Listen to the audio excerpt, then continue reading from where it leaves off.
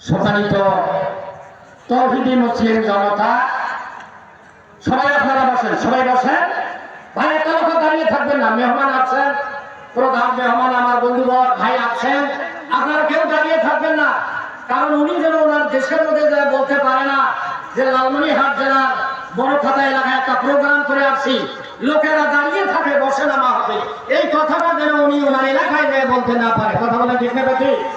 সম্মানিত বন্ধুগণ আমার, তৌহিদি জনতার এখন সব আল্লাহ তাআলা যেন আমাদের সবাইকে কোরআনের পক্ষে, কোরআনের মতে, সাহাবী আজমাইনদের পক্ষে, সাহাবী আজমাইনদের পথ এবং মতে এবং সিরাতুল মুস্তাকিমের